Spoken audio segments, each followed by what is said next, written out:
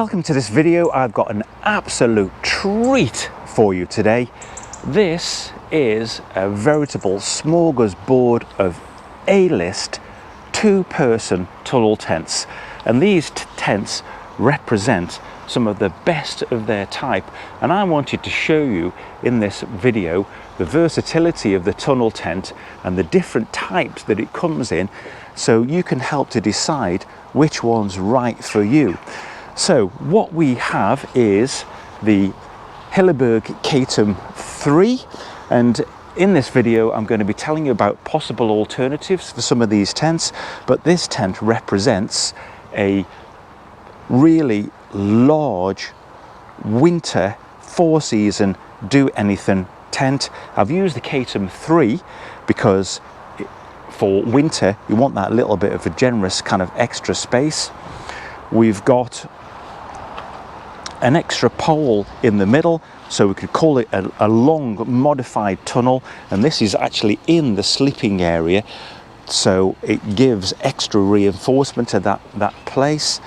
So we've got the MSR Tindheim 2, and I would describe this as more of a conventional tunnel, very nicely designed, but the sleeping areas lengthways here, they're just a pole either side. And then we've got the modified tunnel category. This is the Nortent Vern 2, and with the Vern 2 we've got an unusual design at the end. It's a crossways sleeping tent, and there's an extra trick up its sleeve with a feature to make it more stable. And then we've got the extended tunnel tent, in this case the Sydvang Skaring 2P, and currently in the UK I'm not recommending this tent because out north who export them aren't exporting currently, so in its place I would absolutely recommend the Full Raven Abisco Shape 2, and the footprint that I've got this on is on the Abisco Shape 2. Very, very similar tent, but that's the extended tunnel tent category, 3 poles, and all this is the vestibule space, and this is the sleeping area. And finally we've got the economy two-person tunnel tent, in this case a Vango Tempest 200, and this is if you have a kind of like smaller budget and don't mind those compromises.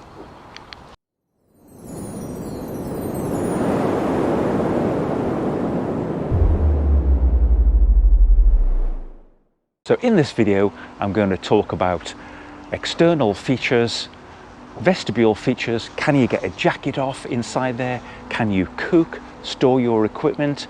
I'm going to talk about materials and pitching times. I'm going to talk about internal features and the actual space inside.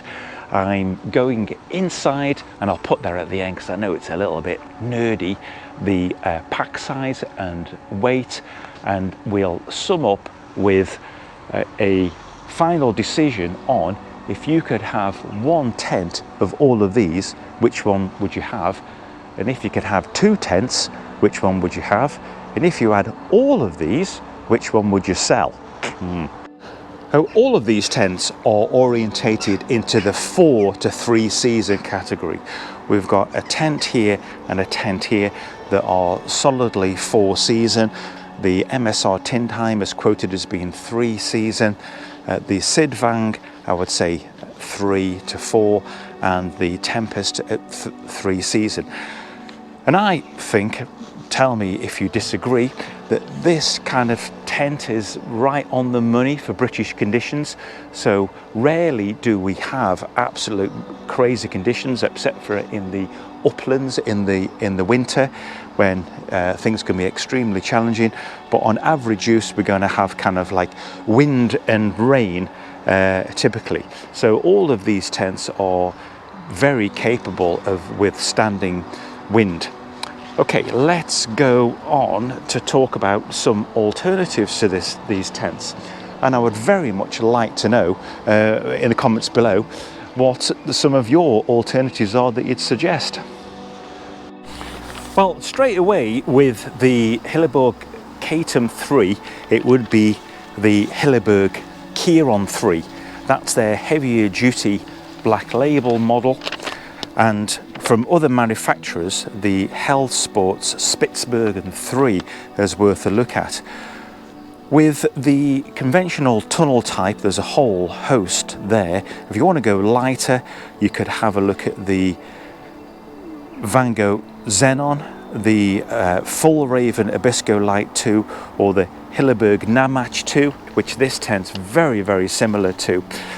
And if you want to look at alternatives for the conventional tunnel, look no further than the X-Ped range, such as the Venus and Orion. As I've mentioned with the Sydvang, the one to go to really is the Fellraven Abisko Shape 2. You could also look at the Hellsport Lofoten and the one or two from Nordisk. Oh, great. With the Vango, we have to look at alternatives because this is a discontinued model. So we'd look at the Sol 200, the Scarfell 200 and the Banshee 200. But one very much worth considering is the Robens Arch 2. There they are laid out all together in descending size and cost. Hilleberg, MSR, Nortent, Sydvang, Vango. First to go up is the Hilleberg Kaitum 3. Let's put a stopwatch on.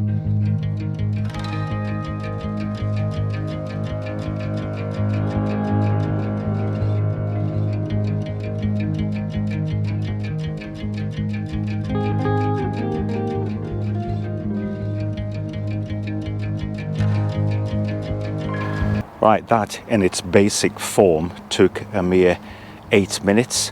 I haven't put these side lines out yet, but the ground's quite muddy and I've got 5 tents to do. This is what happened a couple of weeks ago. It's just started to rain, so I'm going to abandon ship and come back to this another day and we'll carry on, because there's no way I'm trying out 5 tents. So bear with me, but that's all that's required to get the Kaitum 3 pitched out is 4 pegs and then really the 2 end guy lines to make 6. So first impressions, what a beautiful tent in this morning sunshine. Fantastic. Next up is the MSR Tindheim 2.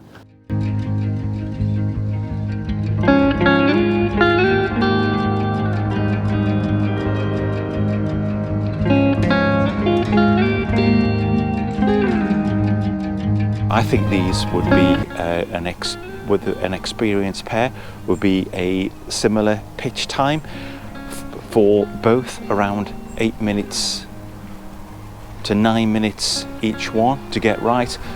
What helps with the Hilleberg in terms of time and ease, of course, is the captured pole sleeves at the end. Always helps. And the MSR has just the grommet things there. But you can see there how MSR are going for a very Namach Hilleberg look. Differences, but lots of similarities. Next up is the Nortent Vern 2. Unlike the others, there isn't a footprint with this, but I'm actually using a Vango 3-man footprint for this. The MSR helpfully has an included footprint, and my friend Andrew, who I have to thank for loaning me the Kaitum 3, has added the footprint underneath.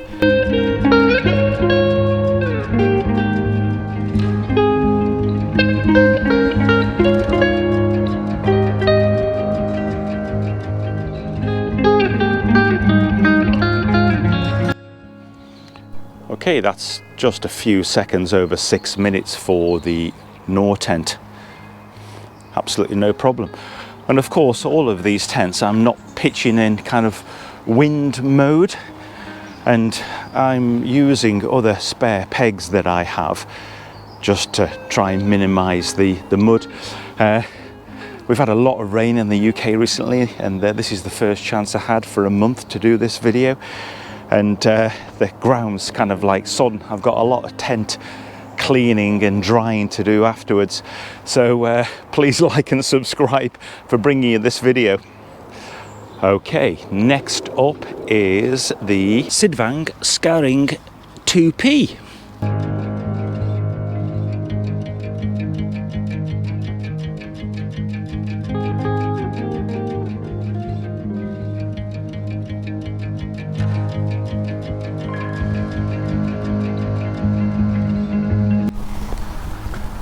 Right, solid 8 minutes for the Sydvang. I think mainly because I had mud avoidance problems.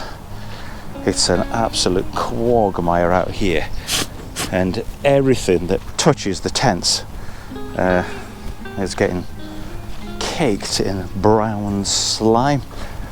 I'm trying to enjoy myself. It's a challenge. Last but not least is the Vango Tempest 200. This is loaned to be by my scout unit I lead at, and it's been a good workhorse for us.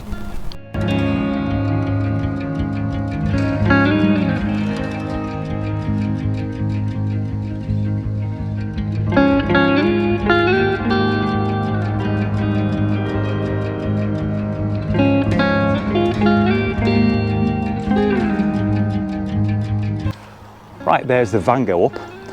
Took me pretty much 10 minutes this time, but to be fair to the Vango, it was a little bit of user error. I had a bit of a snag up with the poles around here, so it shouldn't have really taken too much time. But it's a lovely wee tent. I always like this grid pattern on the Vangos. It's like honeycomb shape thing. So there you go, that's pitching. I'm not going to put them in any particular order. They've all got their pros and cons. I would say benefits lie with the tents that have a captured pole sleeve, like the Hilleberg, the Nortent and the Sydvang. The grommet ends take a little bit more time and a little bit more fiddly, aren't they? And I think it's harder to get the tension on.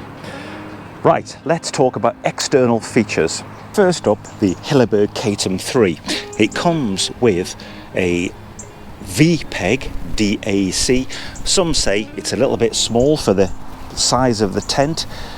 The Kaitum 3 is triple poled, and each one has a captured end sleeve, and it's a good tough reinforced material, and all of these sleeves are capable of being double poled.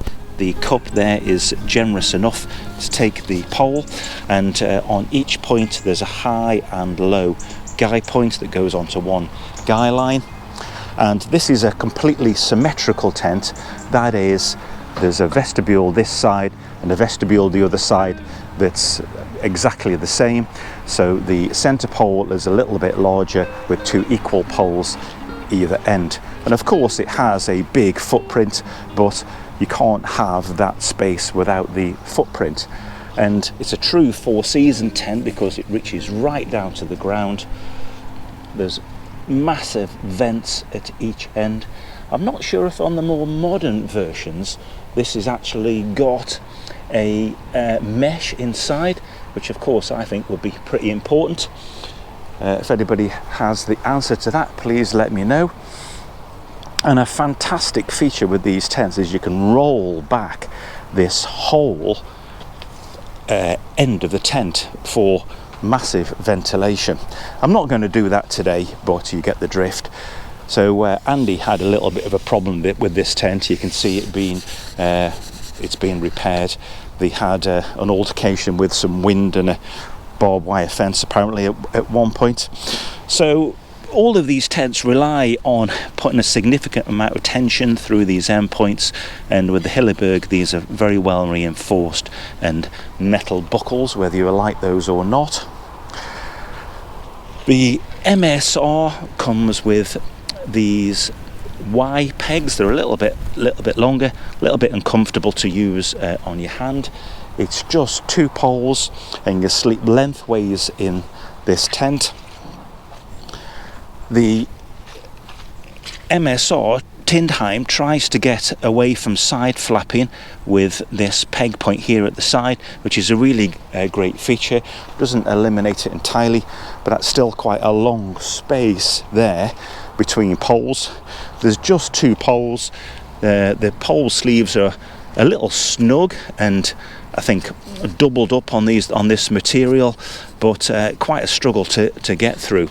And of course there's high and low guying points here, and the large vent at the end that does have mesh inside, but unlike the Hilleberg, you can't actually zip the mesh close.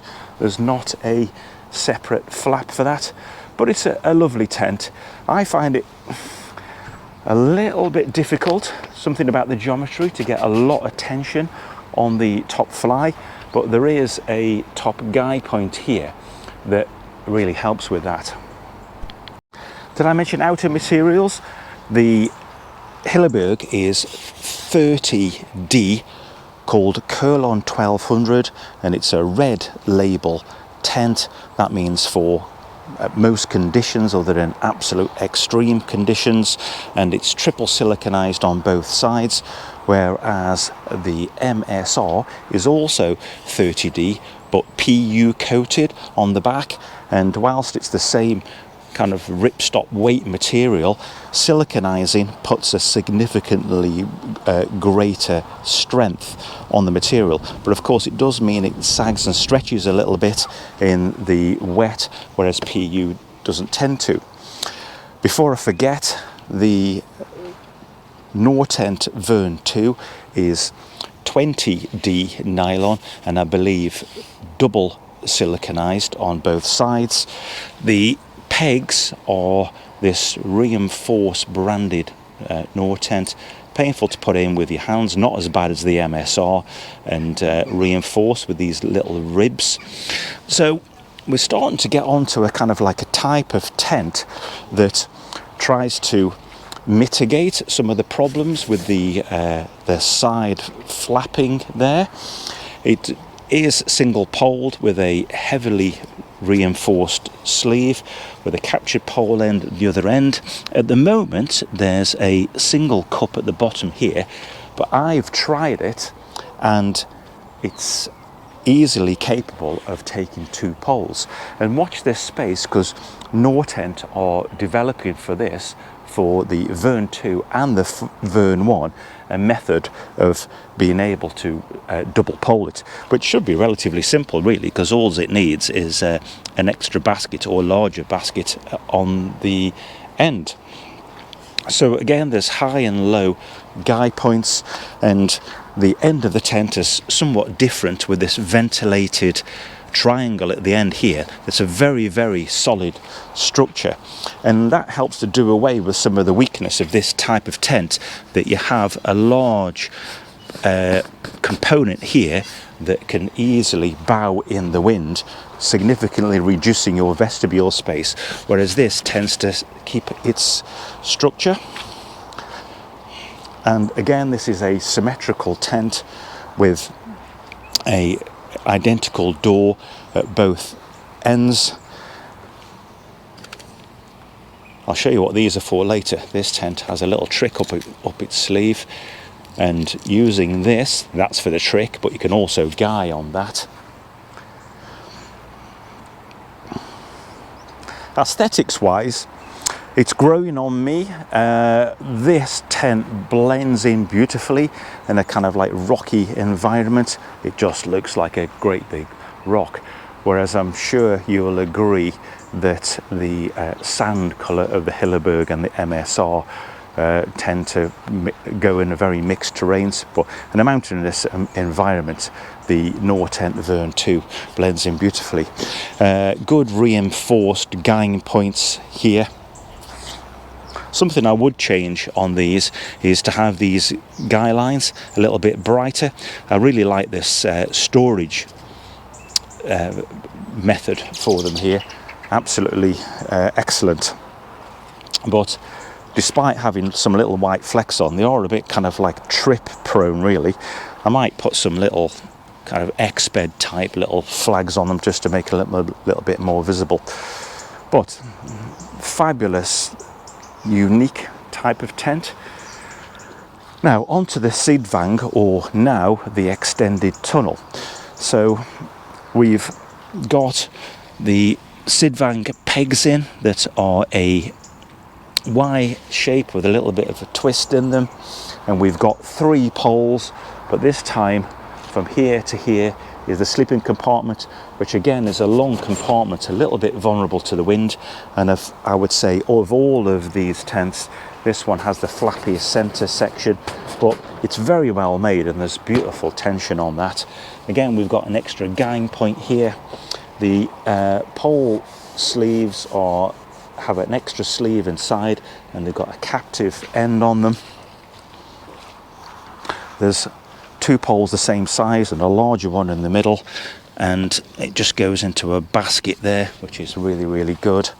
The Sydvang is a 15D siliconized nylon.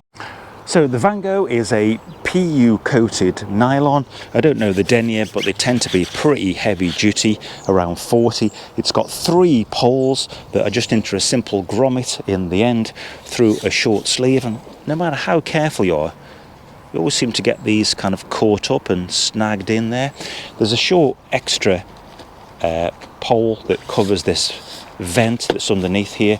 I find this a little bit prone to kind of movement, but they've stopped that design now. And same with the vent at the back here, that it's not very kind of like well exposed, but it's a good robust tent. Bit of a long section in the middle here and no central gang point, but you can expect a tent of this type, despite Vango being very well mature in their designs, to be somewhat compromised on features, but it's still a great tent and feels pretty robust there. Onto porch size with the Hilleberg. I can get in there quite easily. One thing you have to watch out with is the guy lines do tend to come across here, as it does on many of these, or the first 3 tents. Makes it a bit of a pest getting in and out, but I'm 185 centimeters or 6'1" and weigh 87 kilos, and I can easily sit up in there, so I would have adequate space to take my jacket off and get dry. Come in. Buell. I'll put all the measurements up, by the way.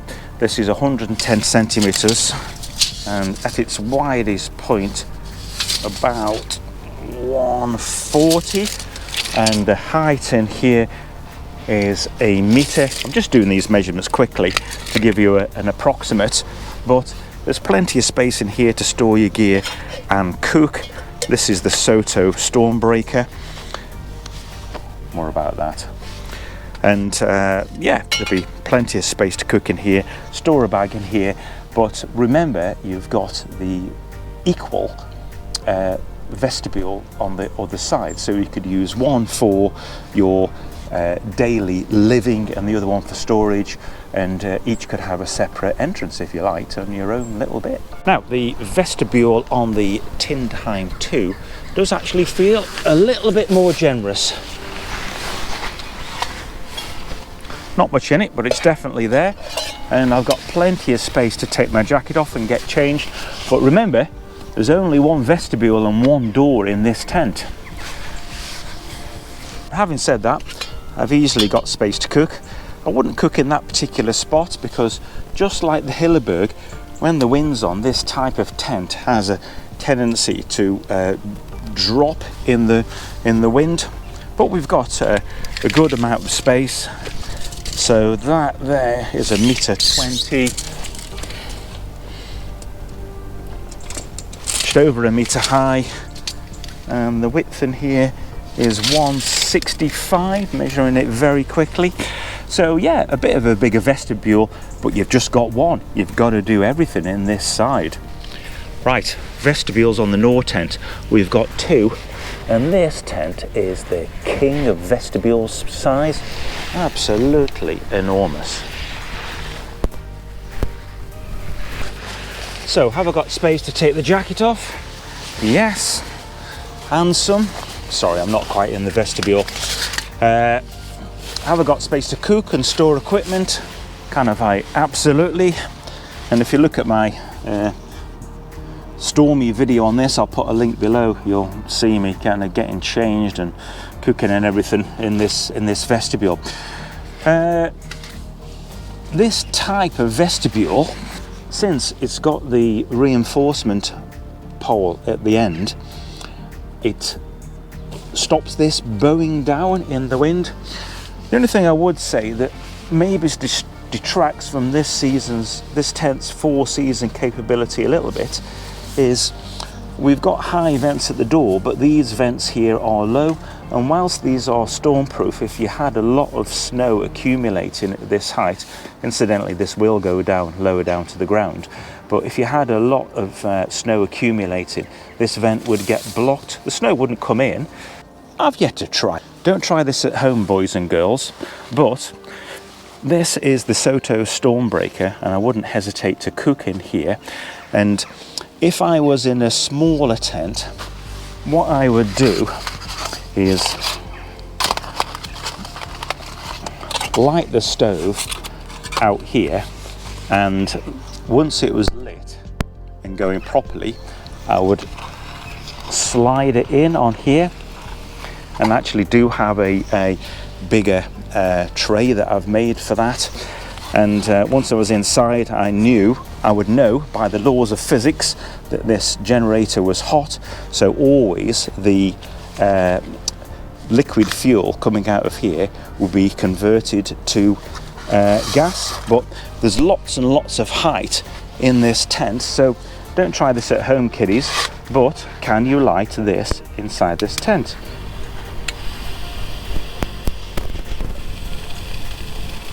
So that's on start mode, and the flame there is just up to 1 inch or 2. And the benefit of being inside the tent is this stove tends to flare a little bit more when there's wind on it, but inside the tent here, that's kind of like probably about that height, the flame. I've got no risk there of that catching. So it's a little bit yellow there. I'll give it again a little bit more pressure. And when that flame goes completely blue, I know that the generator is hot, and I can turn that quite happily to run mode, and away you go. So I wouldn't recommend at all lighting a petrol stove. This stove will also run on gas, incidentally, in your vestibule. This should be done at your own risk, but I'm confident with this equipment that I can do that in this tent, because it behaves in a predictable way. It's got great engineering, and the amount of fuel that's coming through is predictable. Now, something that gives me confidence for stove jiggery pokery in the Nortent is the 2 entrances. So let's have a look at the extended tunnel tent. Now, many consider the extended tunnel tent to be king of the vestibules, and it's a lovely, generous space in here. So behind me here, you could fit bags here. Again, this type of tent is prone to wind depression, but a lot of manufacturers say in a strong wind you should pitch the porch end or the vestibule end into the wind, so your sleeping space doesn't get compressed. A lot of people aren't happy with that because, of course, if you've got the door here, the wind can come in, but the extended vestibule type with the side door helps to kind of mitigate that a little bit. And of course, tents like the Hilleberg and the Vern 2, you've got a vestibule at each end, so you've got much greater versatility. So let's pop this jacket off. That's obviously going to be very easy in this space, and I'm just going to give you some quick dimensions in here. And of course, there's more than adequate space to cook in here. So I forgot to do the Nortent. That's actually 220 wide in the vestibule by about 120 high and 120 long. Vast. This extended tunnel is 160 long by 140 wide and 105 high. So I think in terms of, you're thinking this is bigger, actually the Nortent Vern 2 is bigger in terms of its centimeters squared. And of course here we've just got one vestibule. Now for cooking and storage in here, we've got to do it all in one place. Right, so let's get to the Vango. It's one entrance in and out. You could sit down in here, take your jacket off, but in terms of storage and cooking, you'd have to be very organised with the rucksacks piled up one end and the cooking area to one side. This is definitely one where I would light this stove outside and then once it was burning predictably bring it in. But you know, it's quite a confined space. This might be more the tent for strictly using the Soto on gas. Okay, cool. Let's have a look at internals. With the Hilleberg, you've got a really tough 70 denier floor, and we've got a full double door with a solid inner and a mesh outer, so you've got the option to fully ventilate the whole door or just part of it. And for a 4-season tent, for any tent to be honest, that's absolutely my favourite configuration. And as you can see with these Sea to Summit standard mats, there's a vast amount of space in here. So we've got room for storage in between 2 dogs. Yeah, absolutely great. So I just lie down in there. Again, I'm 6'1". Oh, this is a lovely place to be. Full drying line across there. Not much in the way of storage, just 4 small pockets, but what a lovely, lovely place to be. This is really, really nice. And of course, we've got the seam here where the other pole is that's going to reduce internal compression of the inner in strong winds. You could fit 3 people in here, but it would be a little bit cozy. Good. And a test I like to do is sat on the mat. Can I drink? Yep, absolutely no problem at all. The MSR Tindheim 2 also has a double door with a full solid and 4 pockets. These are kind of like extra long ones, and there's a vent on this end because of course there's not also a door that end. It's a very luxurious place to be, but it's also a very generous 2-man tent.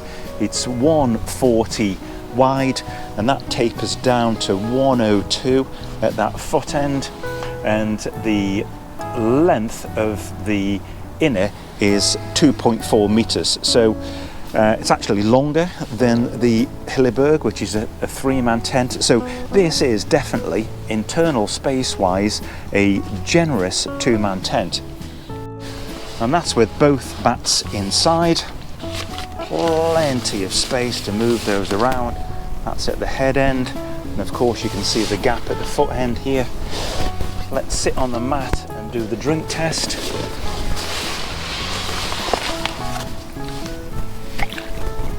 Absolutely fine.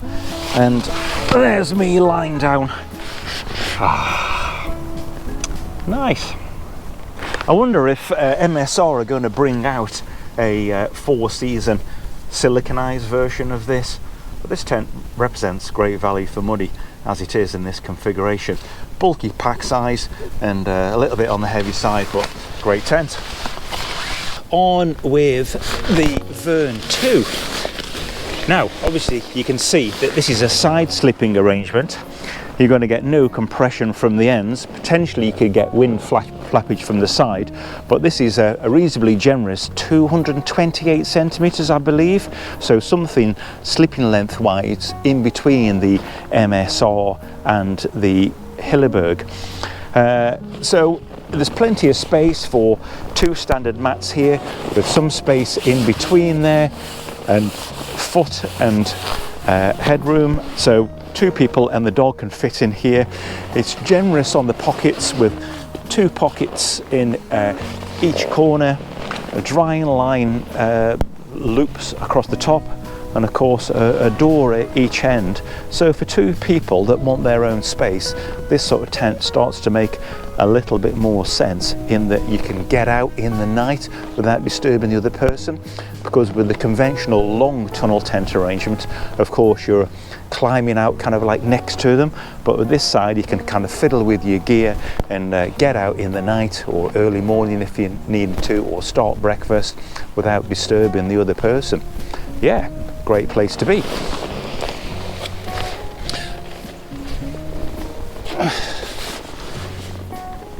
So just to do the drink test there, I can actually do it on my knees or sat down.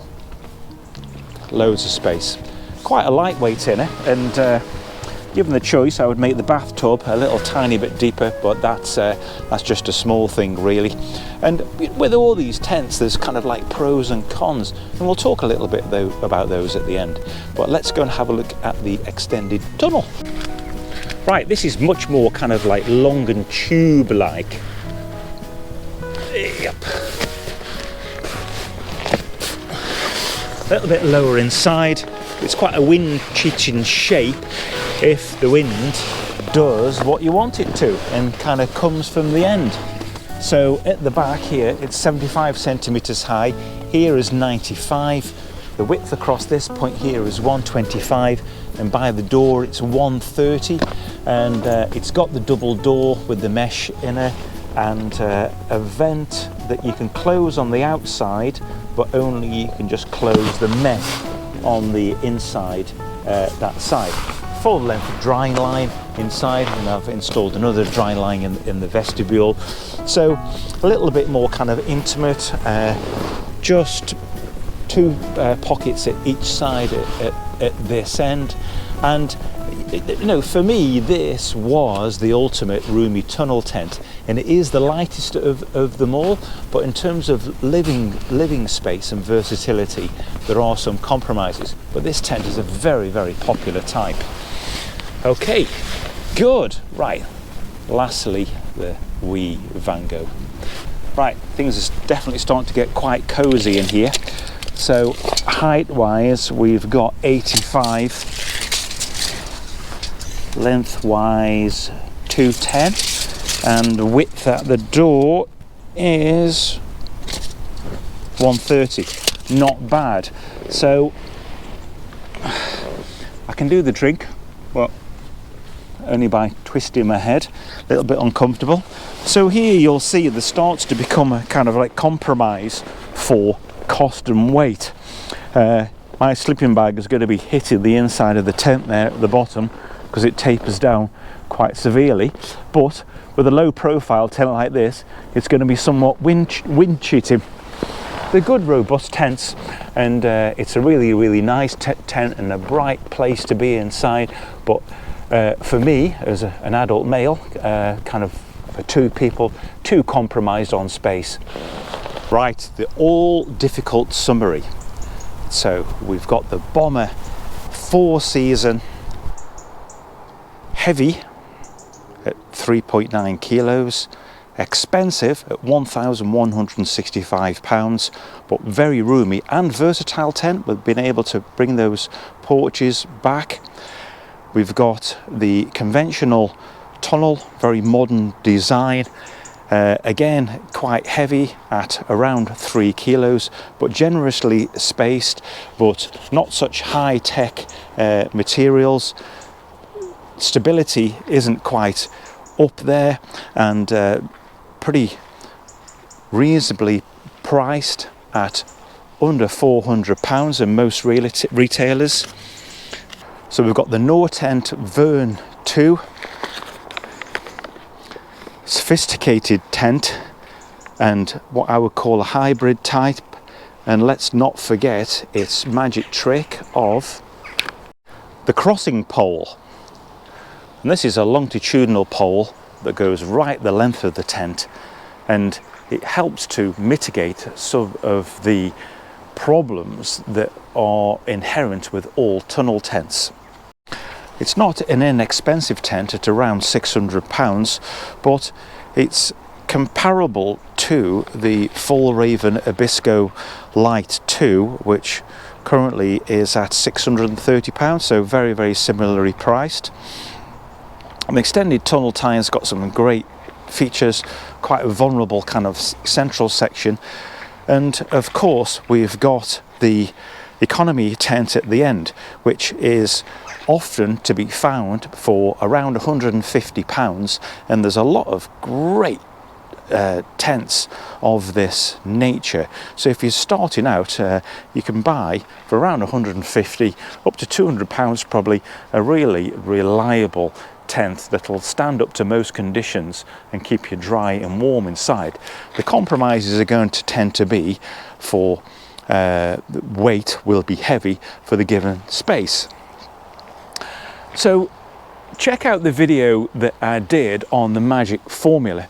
I'll put a link above, and I think for a versatile 3-season tent, for each person it's 1,500 grams, so that's 3 kilos is the sweet spot for a 2-person tent. And if you go lighter than that, it's going to be because of lighter or significantly more expensive materials or compromised strength. So what have we got weight wise? So we mentioned the Hilleberg is 3.9, we've got the Tindheim at around 3.2, we've got the Nortent at 2.5 kilos, we've got the Sydvang at 2.5 kilos, and the Tempest, or many tents of this type, are also at around 2.5 kilos. So which one would you choose? So if you could keep one tent out of these, which one would it be? And forget the price. Comments below, but for me it would be the Nortent Vern 2 because of the space to weight ratio. If I could keep 2 tents, the other tent I would keep would be the Kaitum 3, but you know, this weighs over a kilo more than the Vern 2 with little gain in space. I'm not an absolute massive Hilleberg fan, but you know, I think they tend to be a little bit dated in some ways, and they tend to be a little bit overrated, even though they're absolutely great tents and I feel not representing great value. But the Vern 2 is around half the price of the Hilleberg. But don't get me wrong, I would love to have this tent and try it out in winter. I think if I was in a windy snowstorm, this is the tent I'd want to be in, and all the rest of the time it would be the Vern 2. So let me know what you think in the comments below. What's your favourite tent? Which one would you choose, and which alternatives have you been using? Now I hope you've enjoyed this. I'm going to finish off now with the stats inside. Right, let's have a look at some tabletop statistics for these tents. Starting with the big boy, the Hilleberg. The pack size is 56 by 26 centimeters. It's a big old lump, this, but has got the potential to squish down a little bit more. So if you remove the 3 holes, you can kind of fold it in half like that. Still a big old lump, but that will fit better into a rucksack. I've got that as 3.9 kilos. That's no footprint, but with pegs and poles. The bag is nothing special, made out of the same material as the tent, and I would say it's oversized. That label makes a little gram handle labeled there, but nothing great about the tent bag. Certainly no features to help you pack it down. Typical of the Hilleberg tent bags, really. So next up, the MSR Tindheim 2. The bag length there is 46 by 22. Quite a nice bag. It's got compression straps and a method to compress it down a little bit, and of course a grab handle at the end. So a decent bag, good features. Let's look at weight. So the manufacturers say all up 3.2 kilos. This is without the footprint that's generously included, is 3.12, and I have put some extra pegs in there. There's a leaflet. Next up, Nortent Vern 2. This is 45 by 18. So now special on the bag, just a draw cord and a grab handle at one end. Let's check the weight. The manufacturers say 2.5 kilos. I'm making that 2.8, so a little bit on the generous side there on your measuring there, Nortent. Next up, the Sydvang. Nice compact bag this, and that is just 38 by 19 if we're lucky. Lovely compact bag, nice silky material and squishable. So we're comparing this in many ways to the Valraven Nabisco Shape 2, and that has a lovely separate pole bag on the outside. So good features on the bag there, similar to the Valraven, which is actually superior. And the weight is 2.4 kilos. The manufacturers say 2.5, so that's a win for them. The Valraven is a very similar weight. Finally, the Tempest, typical with Vango. It's made out of the same material, same PU, and the heavy cordage, and that is 46 by a nice slender 18, and the weight is 2.94 kilos for the Vango.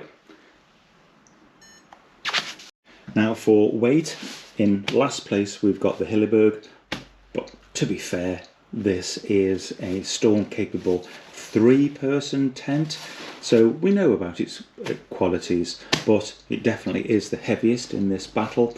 Next is the MSR. This PU outer fly doesn't help us there in terms of strength to weight. Another PU tent is next. Despite it looking quite small, this is quite heavy in middle place. And next, giving excellent space to weight ratio, is the Nortent, and the winner is the Sydvang, comparable to the Nabisco as mentioned. So thanks for watching, and enjoy your next camp. Cheers.